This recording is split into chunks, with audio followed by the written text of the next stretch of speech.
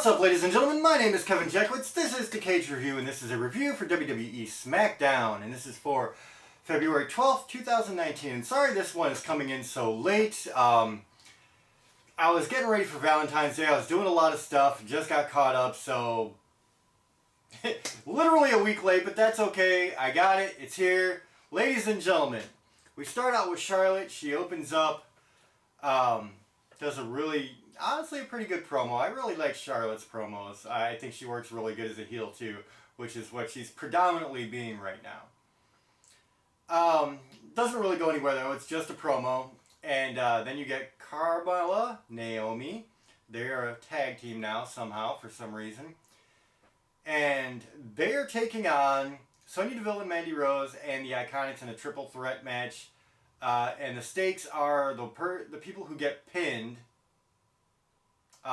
start the match. So, decent match for what it was, I guess. Honestly, really didn't do much for me. I don't like the Iconics that much. Sonya Deville and Mandy Rose I like. Naomi I like. And Carmella, I like her shtick now that she's a face a lot more. But she's still not necessarily the greatest in the ring in my opinion. And I'm trying not to be too hard on her. I mean, it's just, I don't know. Something about her just doesn't fit, my style for in the ring. So, I would say that's more just personal flavor. So for me, you have half the matches, fairly talented, really good in the ring, and half the matches not so great. At the end of the day, Carmella and Naomi, they get the win over Sonya Deville and Mandy Rose. So Sonya and Mandy have to start the match at the Elimination Chamber. Then you get Miz TV with the Usos. So Shane McMahon and Miz, they're hosting the Usos. And, they're trying to be cool, they're trying to be friendly, and it looks like Usos have kind of gotten a little bit more heel again. And they are just kind of bashing Miz and McMahon and saying that, they're trying to be a tag team, but they've been brothers for life and the whole bit. And it basically comes down to the Usos kind of establish dominance over the Miz and McMahon.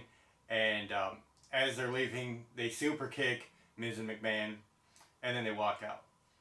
So Usos are really good at promo work. Really, really good. I really like the personalities. They let it shine through, and they've got plenty of personality to shine through. It really works. The Uso Penitentiary bit, I really like it. It's worked for them quite a bit. So it was a good bit, all the way around. Daniel Bryan and Eric Rowan come out next, and they kind of do this promo, and that leads right into the Elimination Chamber Gauntlet match, which really takes up the rest of the show.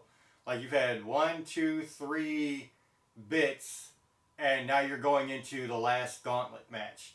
But to say that, it was a damn good idea. It was a really, really, really good idea to do that. Because the match itself was amazing.